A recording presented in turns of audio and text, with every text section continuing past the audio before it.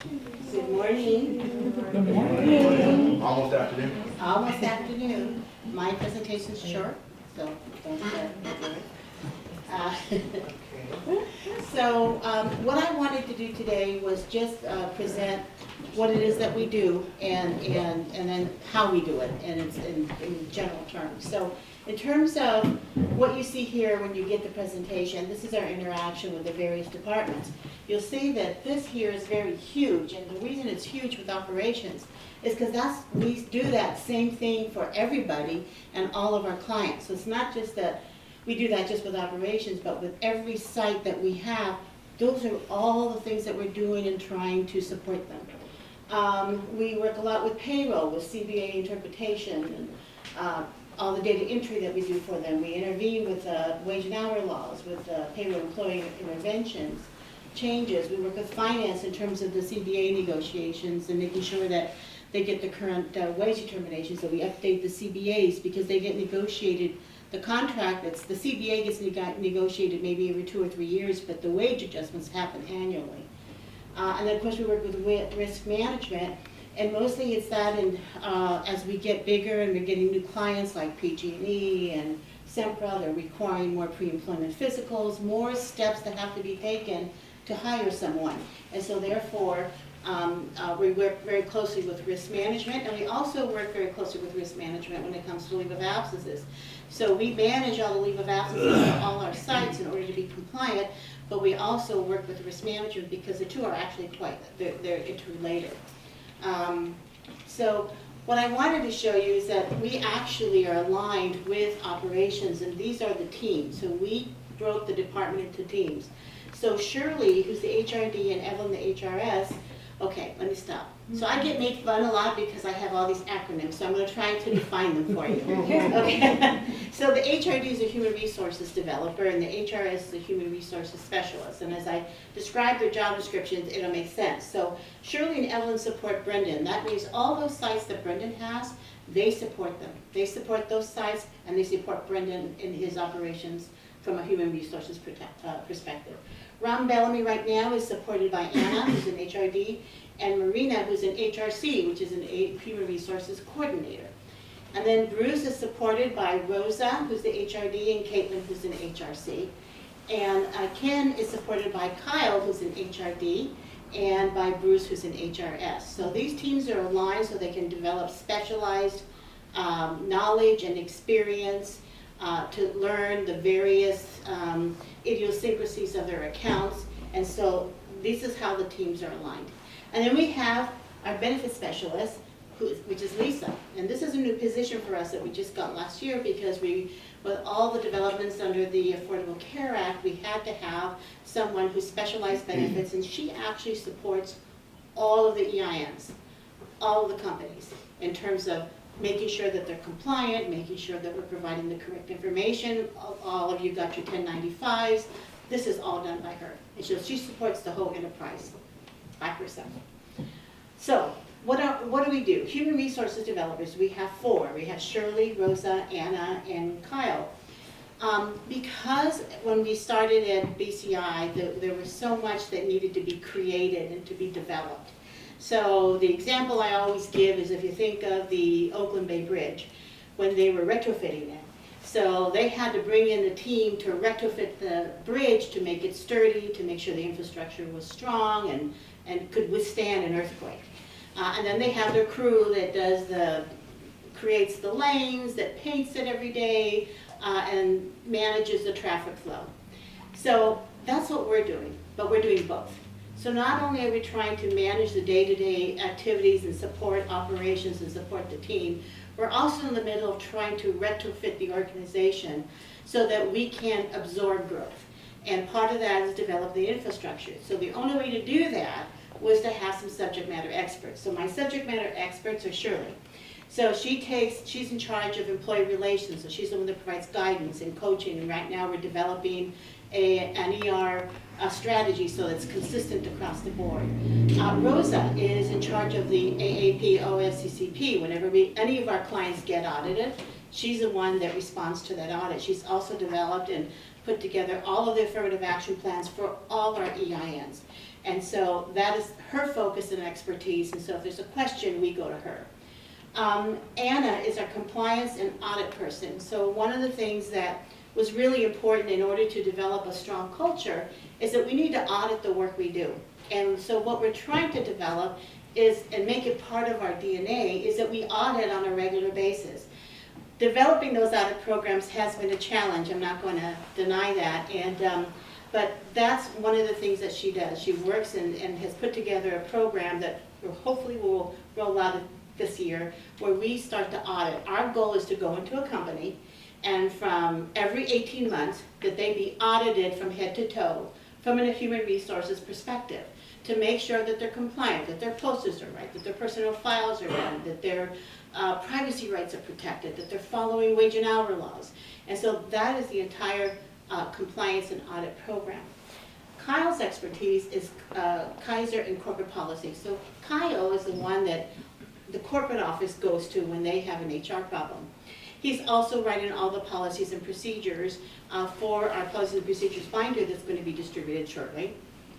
And he's also in charge of Kaiser. His job is to become a security expert, to understand all the compliance issues having to do with the security industry, to understand the CBAs for the security industry. And so he is becoming the person to go to when we have questions about Kaiser. So those are their specialties.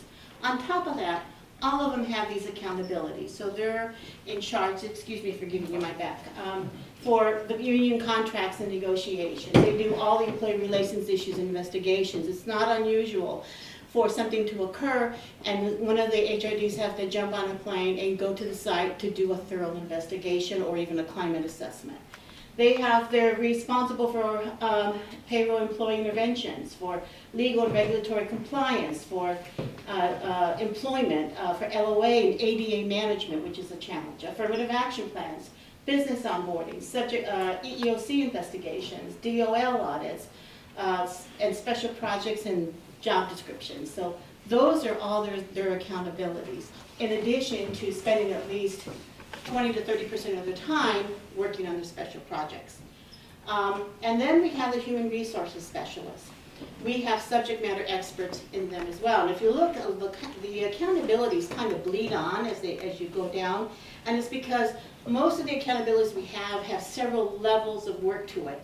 So it flows throughout the whole department. So Evelyn is our ADP guru. She's right now trying to learn all the idiosyncrasies and the bells and whistles of ADP. Right now she's working on a test to see if we can get policy signatures uploaded rather than have to go through the old sign this piece of paper, put it in the document cloud, but rather just say go online and sign off that you received this. So that's her current little thing that she's testing.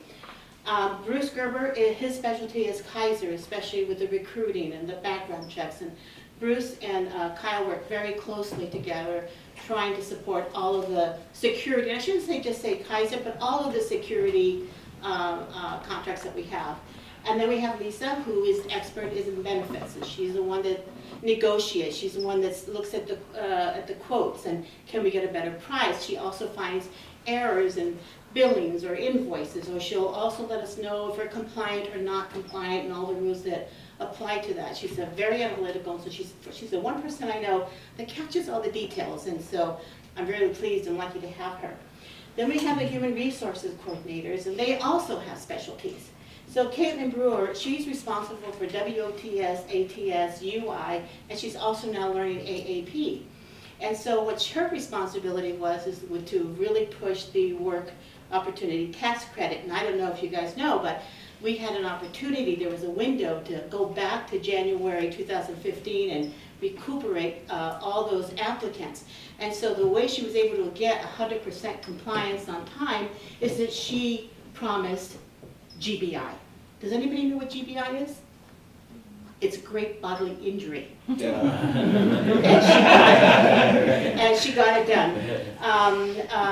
And Marina Garcia, she's not here today, but her specialty is leave of absences. I'm so proud of her because here's a young lady who didn't have any background, and we said, I want you to read the regulations 1 hour every single day until she learns that. And she brought us the whole enterprise-wide, current, online, compliant And so she does all that. Yes, ma'am. So we know what GBI is. What is ATS and WOTC? Okay, ATS, our applicant tracking system. The WOTC is the Work Opportunity Tax Credit. The UI is also unemployment insurance. And AAP is Affirmative Action Plan. Thank you. And if you can see, these are their accountabilities, and they are almost as huge of the list as the HRDs. Okay, so what I wanted to do and end this with is say, well, how do they do all this? And I think this is what I think brings some scope and depth to what HR does. Our HR department has services over 5,000 employees, and that means even terminated employees, we get calls from them and we have to follow through.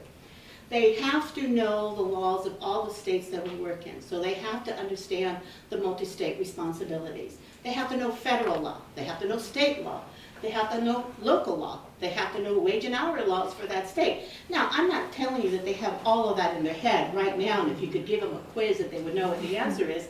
But the point is that they have to know that there's something in Georgia that they don't know if this law applies or not. So they have to be able to know how to research and find the answers. They have to know the the Service Contract Act. They have to know what our policies are. They have to know what EEOC is. So they have a wide breadth of knowledge that they have to acquire just to do their jobs. They also, service 18 partners. They have to service 55 plus PMs, and they do a lot of coaching on with the PMs. We have 6 unions, and they have to manage 24 to 26 different CBAs. And even though we may have one ITEPE, and they have, let's say, 15 of the CBAs, it is not unusual for each of those CBAs to have one nuance that's a little different from the other one. And so they can't rely on their memory. They have to go back and research every time an issue comes up. They have to understand that we're in multi-business, we're in security business, we're in the government contracting business, we're in the temporary placement business. And so they have to understand those contracts, those industries, what commercial is versus government. So they have to have all that knowledge. They work on claims investigations, on audits, they do climate assessments, they do ER interventions and coaching, site visits, ADP certification. One of the things that we were able to do this year is we put together an ADP certification program, and now 8 of our sites do their own data entry because they learned how to do it. And now we're developing an audit program to make sure they're doing it right. So the projects that we're working on, just to remind Gary that they're due, is the job description project. That sounds like a lot of stuff. We're constantly developing new training, like how to do terminations in ABA. We're writing policies and procedures, and we do have now a policies and procedures manual that everybody's going to be held accountable to. I won't tell you what's in the dress code, but I expect to have effigies of me burning in the parking lot after we learn about it. We have, all the handbooks have been updated, and we do the handbooks for everybody, all our sites. We send the templates out to our partners and say, here's a new template. What would you like changed to fit your specific site? We're responsible for developing all those. We are very close, and I'm chopping at the bit. I always get cliches wrong, so I wanted to make sure I got this right. Is the HR Best Practices Manual that is a complete educational guidebook on what the best practices are for HR that we are going to send to our partners. And when we get a new client and says, here's the law, here's the best way to do it, and it just so happens that the best practices aligns with our practices. I'm not sure how that occurred. We have developing a ADP guidebook for the project managers to ensure that they comply.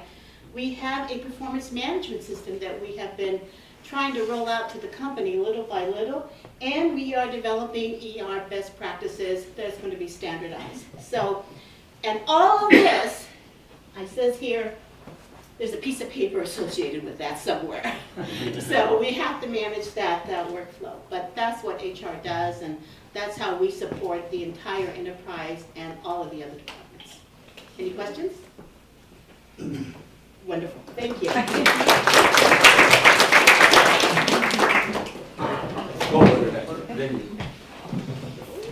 I'm just stretching. I'm so upset I had a stand-up comedy routine, but so she stole it.